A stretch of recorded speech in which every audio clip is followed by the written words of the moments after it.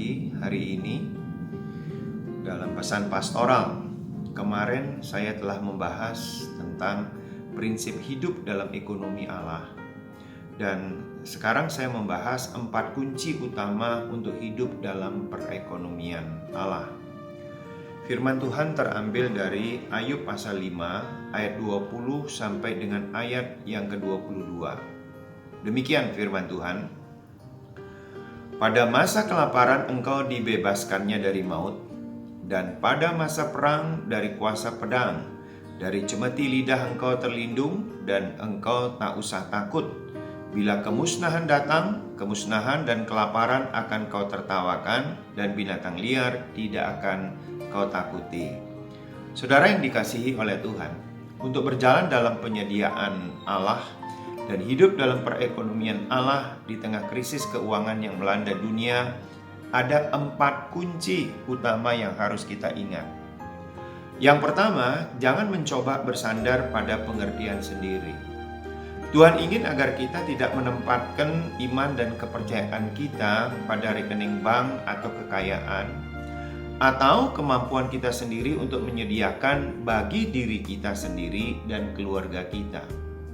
Apa akibatnya orang mengandalkan manusia, mengandalkan kekuatan dirinya sendiri? Yeremia 17 ayat 5-6 berkata, beginilah firman Tuhan, terkutuklah orang yang mengandalkan manusia, yang mengandalkan kekuatannya sendiri, dan yang hatinya menjauh daripada Tuhan. Ia akan seperti semak bulus di padang belantara. Ia tidak akan mengalami datangnya keadaan baik. Ia akan tinggal di tanah angus, di padang gurun, di negeri padang asin yang tidak berpenduduk. Dan apa akibatnya orang yang mengandalkan Tuhan dan yang menaruh harapannya kepada Tuhan? Yeremia 17 ayat 7-8. Diberkatilah orang yang mengandalkan Tuhan, yang menaruh harapannya pada Tuhan.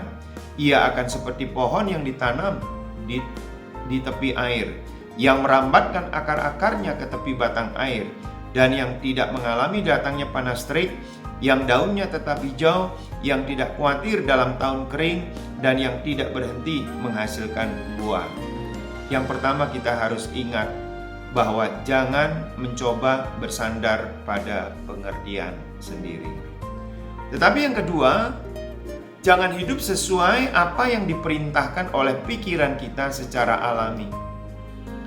Tuhan ingin kita tidak hidup sesuai apa yang diperintahkan oleh pikiran kita secara alami, melainkan hiduplah sesuai dengan setiap firman yang keluar dari mulut Allah. Saudara tahu, pikiran kita selalu memerintahkan kita sesuai dengan cara-cara yang duniawi kalau pikiran kita tidak diisi oleh firman Tuhan. Sebab itu Matius 4 ayat yang keempat berkata, tetapi Yesus menjawab, ada tertulis, manusia hidup bukan dari roti saja, tetapi dari setiap firman yang keluar dari mulut Allah. Artinya, manusia hidup bukan dari roti saja atau makanan secara jasmani, tetapi manusia hidup dari firman Allah, yaitu mempercayai firman Allah, memperkatakan firman Allah, yang kita yakini, maka Allah akan bertindak sesuai firman Allah yang kita perkatakan. Mengapa?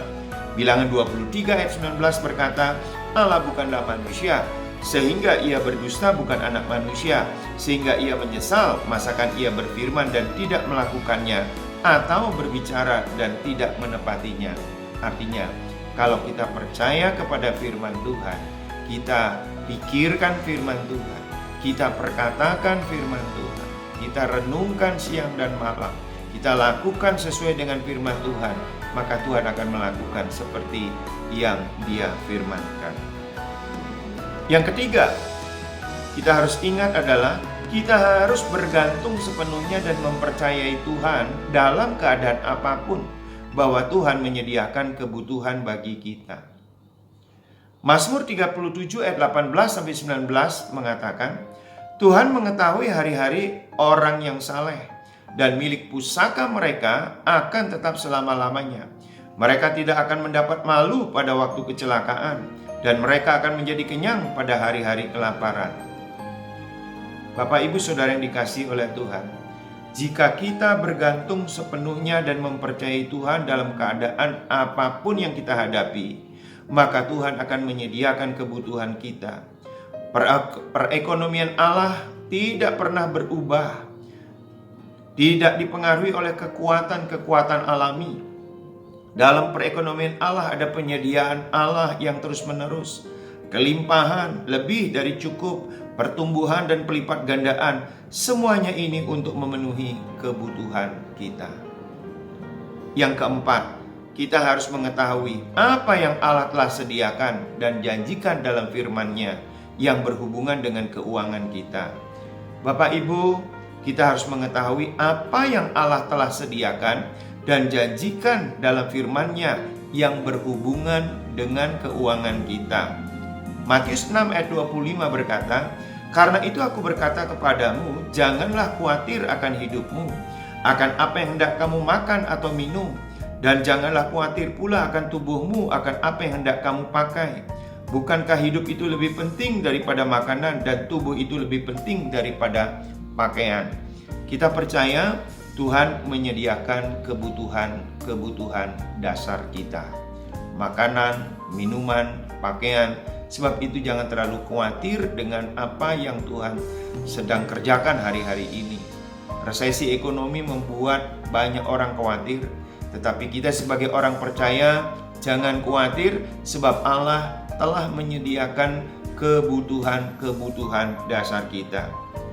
Juga Tuhan penyedia benih untuk ditabur dan roti untuk dimakan. 2 Korintus 9 ayat yang ke-10 berkata, "Ia yang menyediakan benih bagi penabur dan roti untuk dimakan. Ia juga yang akan menyediakan benih bagi kamu dan melipat gandakannya dan menumbuhkan buah-buah kebenaranmu." Saudara, saya percaya firman Tuhan yang sudah dinyatakan ini itu pasti digenapi oleh Tuhan. Tuhan sudah menyediakan benih dan roti. Benih untuk ditabur, artinya apapun keadaan kita, Tuhan tetap memberi kesempatan kepada kita untuk menabur, supaya kita menuai. Karena itu hukumnya. Kalau kita menabur, maka kita akan menuai. Tapi Tuhan juga menyediakan bukan hanya benih, tetapi juga roti untuk kita makan. Nah, biarlah kunci-kunci ini kita ketahui bersama-sama, 4 kunci utama untuk hidup dalam perekonomian Allah, sehingga kita tidak pernah kekurangan dalam masa resesi. Apapun yang Tuhan izinkan terjadi, kita tetap mengucap syukur. Kita percaya bahwa Allah penyedia yang tidak terbatas bagi kehidupan kita. Mari kita berdoa bersama-sama. Bapa, di dalam nama Tuhan Yesus, kami mengucap syukur kepadamu karena Engkau memberikan firman Tuhan pada hari ini yang menguatkan kami semua. Dan biarlah firman Tuhan yang menyangkut 4 kunci utama untuk hidup dalam perekonomian Allah, kami boleh lakukan dengan baik dan benar. Terima kasih Bapa, hamba-Mu dari tempat ini berdoa buat setiap umat-Mu. Berkatilah mereka dalam pekerjaannya, dalam pelayanannya, dalam keluarganya, khususnya berkati umat-Mu dalam kesehatannya. Terima kasih Bapa, kami percaya hari ini kami sudah menerima berkat-berkat dari Tuhan. Dalam nama Tuhan Yesus. Amin.